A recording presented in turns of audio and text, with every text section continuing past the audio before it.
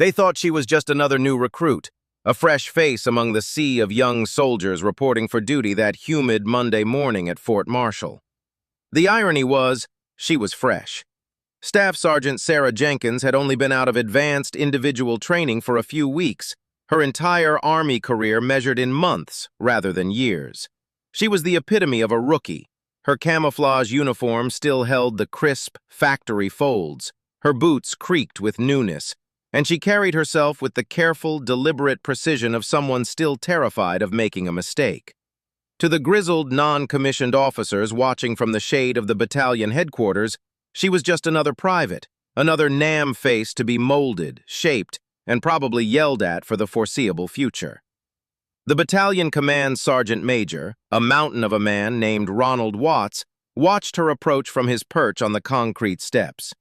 He took a long, slow drag from his coffee mug, his eyes narrowed against the morning sun. He'd seen 1,000 of them come through these gates, kids with stars in their eyes and not a single clue what real soldiering meant. They were full of theory from their manuals, but empty of the practical wisdom that only came from years of service, from deployments, from the kind of soul-shaping hardship that barracks life and field exercises couldn't replicate. This one, with her short, neat hair and overly starched patrol cap, looked no different. "What do we have here?" he muttered to the first sergeant standing next to him, a wiry man named O'Malley, who had seen action in both Iraq and Afghanistan. O'Malley shrugged. "Newbie. Assigned to headquarters company, I think. Name's Jenkins. Just got here from Fort Lee." Command Sergeant Major Watts grunted. "Probably never even fired her weapon for real. Bet she's never seen a drop of rain in the field, let alone a deployment." The words were cynical, but they weren't meant to be cruel. It was the natural skepticism of the old guard towards the new.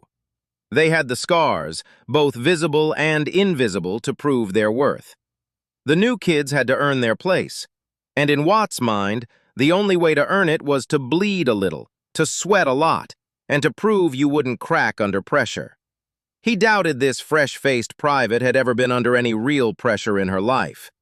Private Sarah Jenkins felt their eyes on her as she walked across the sprawling concrete company parade ground.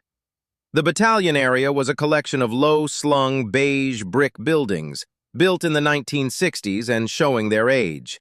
The Texas heat was already beginning to shimmer off the asphalt, promising another day of oppressive humidity. She clutched her personnel folder to her chest, her heart hammering against her ribs. She knew she was being sized up. She could feel the weight of their experience, their judgment, pressing down on her. It was intimidating, but she had been intimidated before. She had faced far worse than a couple of skeptical old sergeants. She reached the bottom of the steps, came to a sharp halt, and snapped the most professional salute she could manage. "Private Jenkins, sir! Reporting for duty to the battalion commander, sir!" First Sergeant O'Malley gave her a slow once-over, then returned the salute with a lazy flick of his hand. "At ease, Private. The old man's not in yet." He gestured with his chin towards Command Sergeant Major Watts. "This is the battalion CSM. You answer to him." Watts didn't return her salute. He just nodded. "Jenkins, where you from?" "Originally from Fayetteville, North Carolina, Command Sergeant Major, but I've lived all over." "Fayetteville," Watts repeated, a hint of a smirk playing on his lips. "Home of Bragg. You must know what a real soldier looks like then." "I'd like to think so, Command Sergeant Major," she replied, her voice steady. Watts drained the last of his coffee and stood up, his full 6'3" frame towering over her. "Well, you ain't one yet. You're a blank slate, a stack of paper with a uniform on. You'll learn your job, you'll keep your mouth shut, your ears open, and maybe in a few years you'll start to be a soldier. You got that?" "Yes, Command Sergeant Major." "Good. First Sergeant, get her processed and assigned to a squad. Get her out of my sight." For the next few weeks, Private Jenkins was just that, a face in the crowd. She did her duty without complaint, which was expected. She showed up on time, which was mandatory. She kept her living quarters immaculate, which was regulation. She was quiet, competent, and utterly unremarkable in the eyes of the senior leadership. She wasn't the fastest runner, nor the slowest. She wasn't the best shot on the rifle range, but she qualified expert, a small surprise to her squad leader. But still, she was just another cog in the vast machine of the United States Army. Then came the incident. It was a sweltering Thursday afternoon, and the battalion was conducting a field training exercise. Tempers were short, exhaustion was high, and a young, particularly arrogant specialist from 3rd Platoon, a kid named Morrison who had family connections and thought the rules didn't apply to him, decided to mouth off to a staff sergeant. He used language that would make a longshoreman blush, insubordination that was as blatant as it was stupid. The staff sergeant, a man with a quick temper named DiNardo, was about to physically grab the specialist when a calm, quiet voice cut through the tension. "Specialist Morrison?" Everyone turned. It was Private Jenkins. She had been walking by, a water can in each hand, on her way back to her squad's position. She set the water cans down, her movements unhurried. She walked over to where Morrison stood, his face red with rage, and Staff Sergeant DiNardo stood, his fists clenched. "Specialist Morrison," she said again, her voice so low the others had to strain to hear. "Stand at attention when you address a non-commissioned officer." Morrison sneered at her. "Shut up, Private. This doesn't concern you. Go play soldier somewhere else." Jenkins didn't flinch. She looked at him with an expression that was impossible to read. It wasn't anger. It wasn't fear. It was a profound, unsettling calm. "Specialist Morrison, I'm not going to tell you again. Stand at attention. You will apologize to Staff Sergeant DiNardo, and then you will go to the command post and explain to the Sergeant Major why you thought it was a good idea to disrespect a superior non-commissioned officer." There was something in her voice, a weight, an authority that had no place in the voice of a brand-new private. It stopped Morrison cold.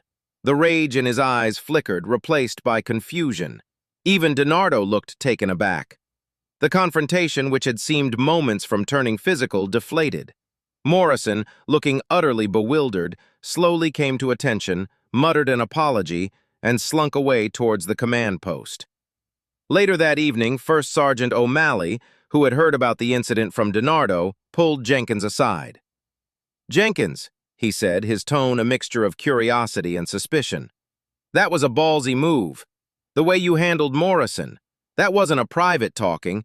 That was someone who's been in a few fights. What's your story?" Jenkins met his gaze steadily. "No story, First Sergeant. He was out of line. Someone had to say something."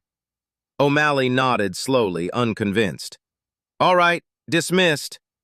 The incident earned her a sliver of respect from the NCOs, but it also made her more of an enigma. She was too calm, too controlled. She didn't have the youthful, nervous energy of the other privates. She watched everything with a quiet, assessing gaze that made some of the older soldiers uncomfortable. It was like she was evaluating them, not the other way around. The true revelation came a month later.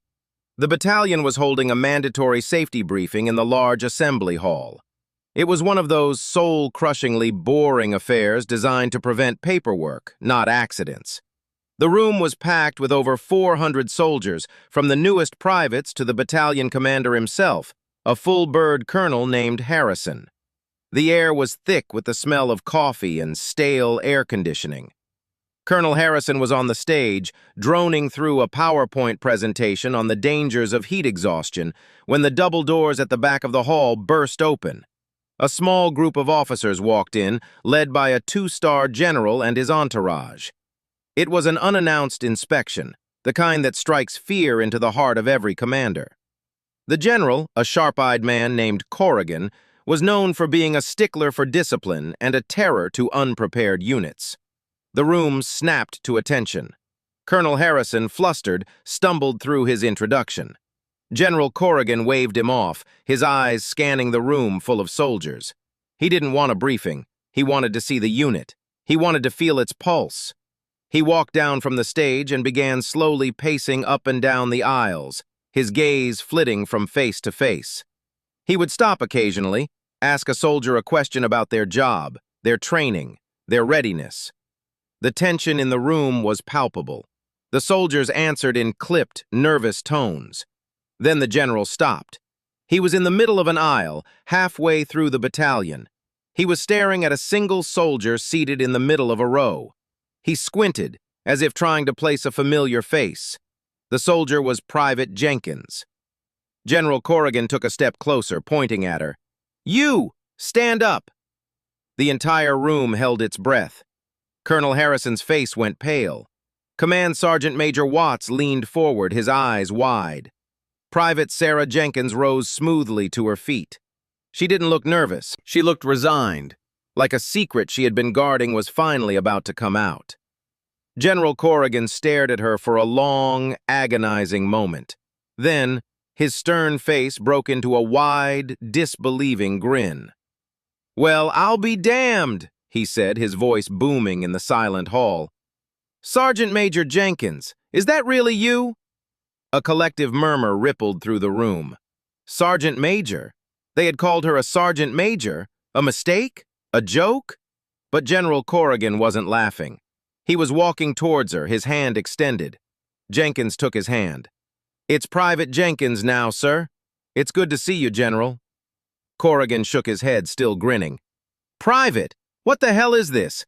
The last time I saw you, you were pulling my team out of a hot LZ in the Shock Valley. You had a piece of shrapnel in your shoulder and you were still laying down cover fire." The silence in the room was now deafening. You could have heard a pin drop. Command Sergeant Major Watts felt the blood drain from his face. First Sergeant O'Malley's jaw was hanging open.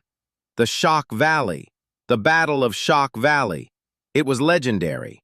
A small team of American soldiers and their Afghan counterparts had been pinned down by over 200 insurgents in the mountains of Afghanistan. The fight had been brutal, hand-to-hand in some places. It was the stuff of Medal of Honor citations. And this general was talking about their quiet, unremarkable private being in the middle of it. "General," Jenkins said quietly, "that was a long time ago. My enlistment ended. I got out. I missed it. I decided to come back in. I had to start over from the bottom. It's the regulation." Corrigan looked at the name tape on her uniform, then at the fresh, private first-class rank she had just been promoted to. He looked back at her face, searching for the soldier he remembered. "You came back in as a private? With your record? With what you've done?" "My record is my own, sir. It doesn't entitle me to skip steps. I re-enlisted. I went through basic training again. Well, they called it refresher, and then AIT. I'm a supply specialist now, sir." "Supply specialist?" Corrigan repeated, the words tasting strange in his mouth. He turned to look at the assembled battalion leadership, who were staring in open-mouthed shock. "Do you have any idea," he said to Colonel Harrison, his voice now cold and hard, "who this soldier is? Do you have any goddamn idea who you have sitting in your ranks?" Harrison could only shake his head mutely. Corrigan pointed a finger at Jenkins. "This woman," he said, his voice rising so everyone could hear, "is one of the most decorated combat veterans I have ever had the privilege of serving with. She has more combat time than half the NCOs in this room. She has 3 Bronze Stars, 1 with a V device for valor. She has an Army Commendation Medal with V device. She has a Combat Action Badge, a Senior Parachutist Badge, and a Pathfinder tab." He paused for effect. "And she has 5 Purple Hearts." The word 5 echoed off the walls. 5 Purple Hearts. It meant she had been wounded in action 5 separate times. It meant she had bled for her country on 5 different occasions and lived to tell the tale. Command Sergeant Major Watts felt his knees go weak. He had 2 combat deployments and 0 Purple Hearts. He considered himself a combat veteran. Compared to her, he was a Boy Scout. Corrigan wasn't finished. "I personally recommended her for the Silver Star for her actions at Shock Valley. She should have gotten it. She got the Bronze Star with V instead. Politics." He spat the last word. He then turned back to Jenkins. "You never got your Silver Star?" "It's fine, sir. The Bronze Star was enough." "It's not fine," Corrigan growled. He looked at the stunned battalion commander. Colonel Harrison, I want you to personally look into her file. I want you to find every recommendation, every citation, every award that might have been downgraded or lost in the shuffle. And I want you to fix it. That's an order." He then turned to Jenkins and, to the absolute horror of everyone watching, the two-star general of the United States Army came to attention and rendered a sharp, perfect salute to the private standing in the third row. "Sergeant Major," he said formally, "it is an honor to see you again." Private Sarah Jenkins returned the salute with the same quiet dignity she had shown all along. "The honor is mine, sir. Thank you." As General Corrigan and his stunned entourage left the assembly hall, the silence remained. Every eye in the room was on Private Jenkins. She stood there for a moment, then slowly sat back down, her face a mask of calm, waiting for the briefing to continue. Colonel Harrison, looking like a man who had just been hit by a truck, cleared his throat. Briefing is dismissed. All senior NCOs and company commanders report to the battalion conference room. Now." The room erupted into a cacophony of whispers and murmurs as soldiers filed out. No one knew what to say to her. They gave her a wide berth, a circle of awe and intimidation. First Sergeant O'Malley walked up to her, his face a study in humility. "Jenkins, I don't know what to say." She looked at him, and for the first time a small, genuine smile touched her lips. "First Sergeant, you don't have to say anything. I'm still a private. You're still my first sergeant. Nothing's changed." "Yes, it has," said a deep voice behind her.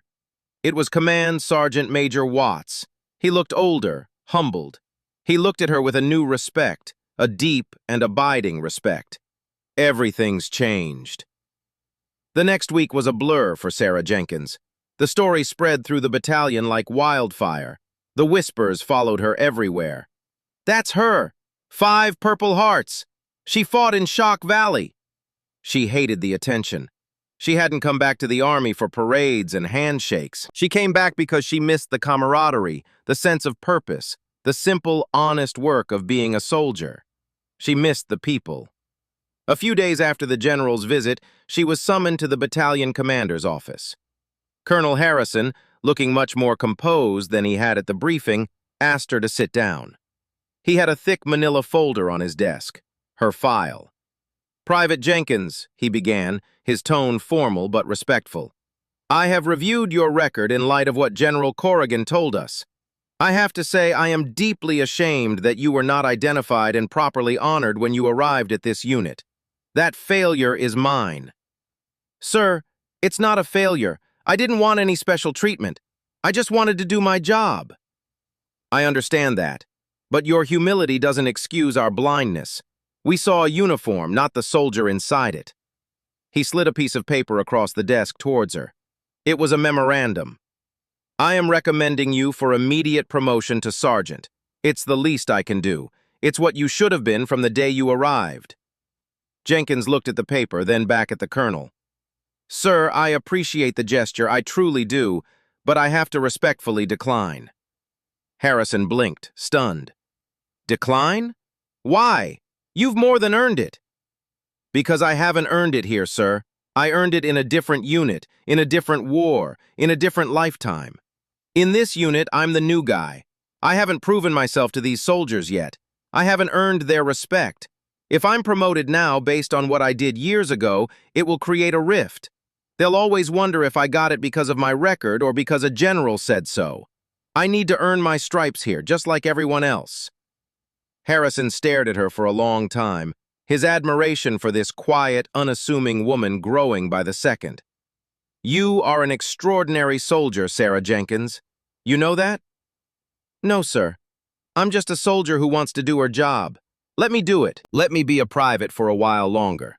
When I've earned a promotion, I'll take it." Colonel Harrison slowly nodded, a look of profound respect on his face. "Very well. Your request is granted, but on one condition." "Sir?" "That when you are ready, when you feel you have earned that sergeant's stripes, you let me pin them on you myself." She smiled. "It's a deal, sir."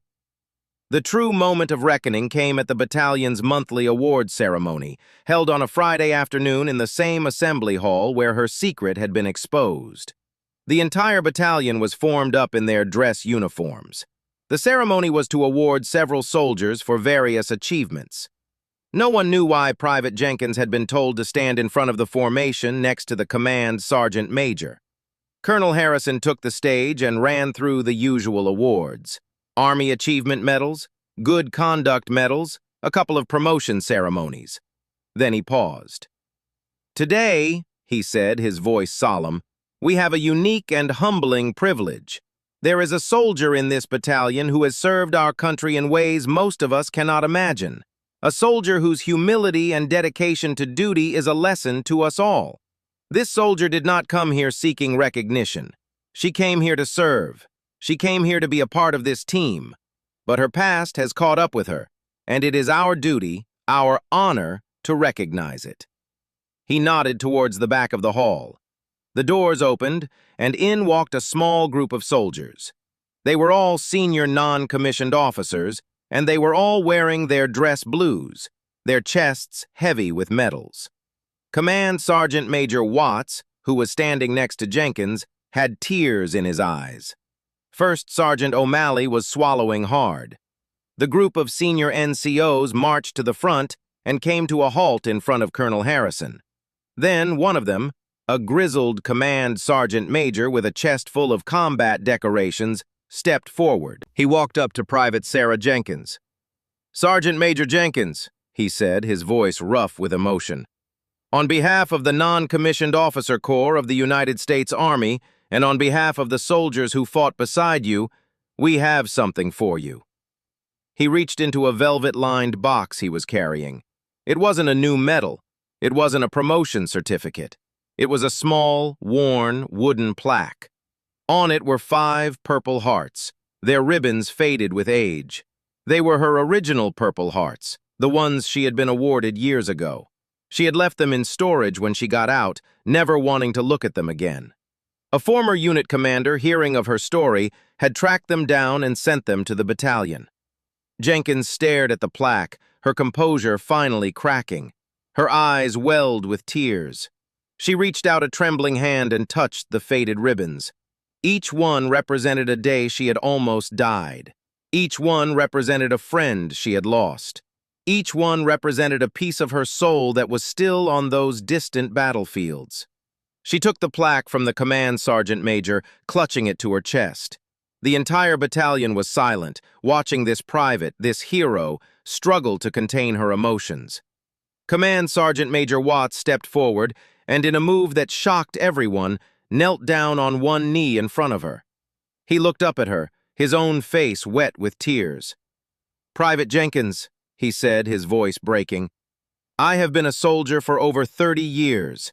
I have served in Panama, in Desert Storm, in Iraq.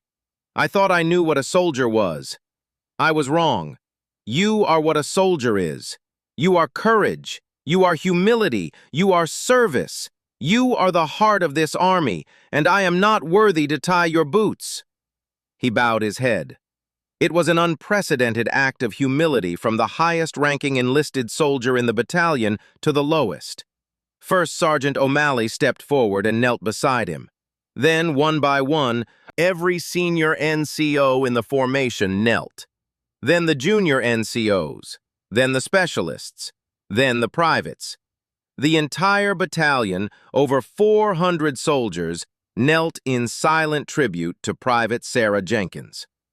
Sarah Jenkins stood there, the plaque of 5 purple hearts clutched to her chest, tears streaming down her face, looking out at the sea of soldiers paying homage not to her rank, not to her position, but to her sacrifice. She had thought they would see her as just a new recruit. They had. But now they saw her for who she truly was, a warrior, a leader, and a living testament to the cost of freedom. And in that moment, she knew she was finally home.